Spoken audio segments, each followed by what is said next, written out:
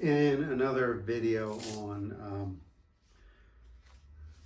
ash glazes, I talk about some testing procedures which you should check out. But what I'm going to talk about here is just getting the glazes stirred up and set and how you do that.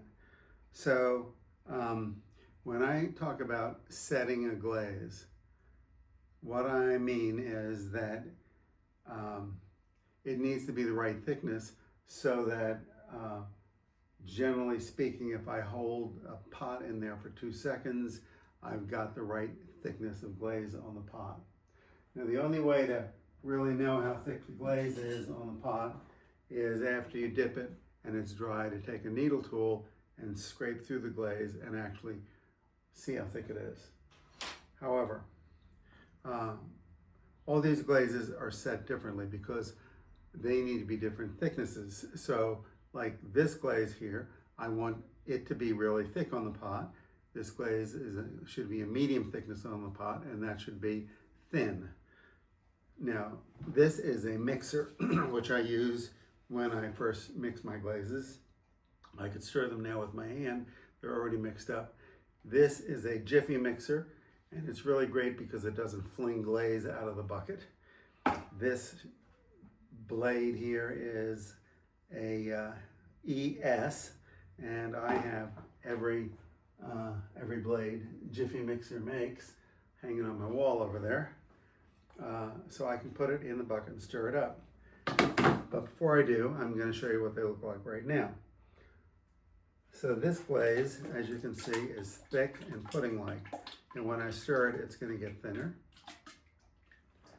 And this glaze, and that has no water on top. It didn't settle out and leave water. This glaze has about 1 inch of water. And if I dip down into the glaze, you can see it's thinner than the other one. And I've got to wash my hands before I get in the third one.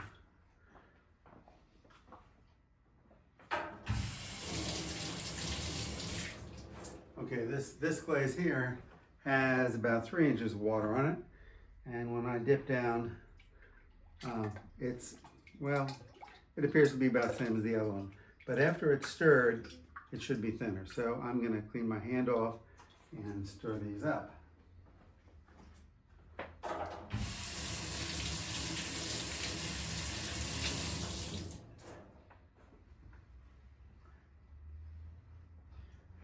Now, this is a hammer drill, and it spins faster than a regular drill. This is like 2,000 RPMs. You don't need an expensive drill. You don't need a fancy mixing blade. You can use your hands, but this just makes my life easier.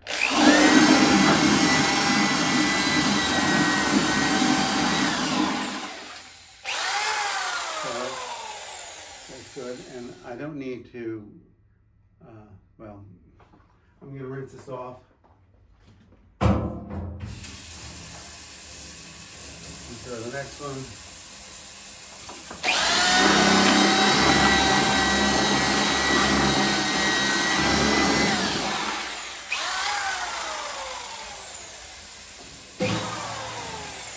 And the last one.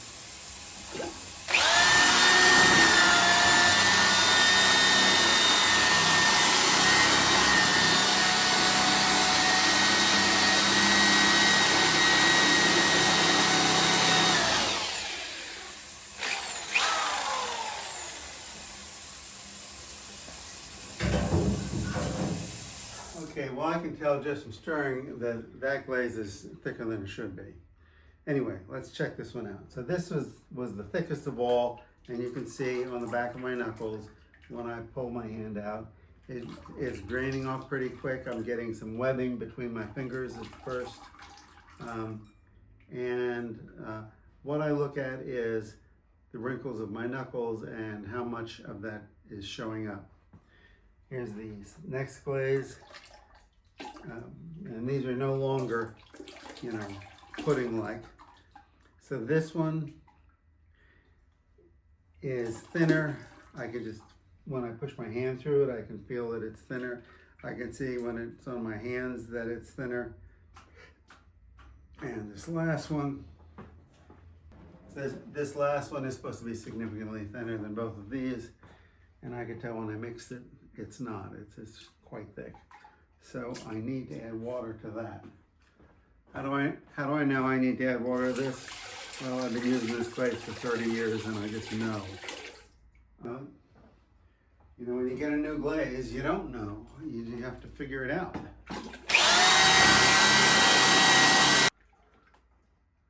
Still too thick.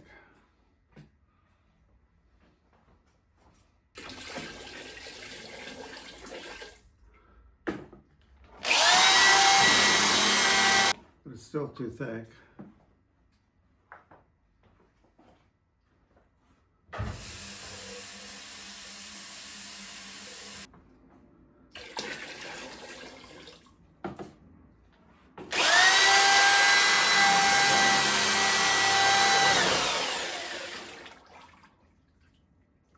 Now we're getting there.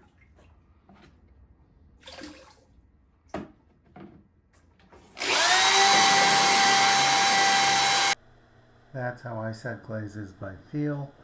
I know that when I dip a pot in this glaze for 1 or 2 seconds, I want it to be a certain thickness, and I can scratch it and I can see how thick it is on the pot.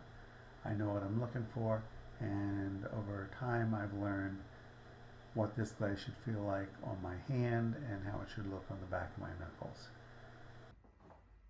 Okay, so you've seen me set these glazes. You've seen what they look like before and after they were stirred. You can always add water to a glaze. It is harder to remove water.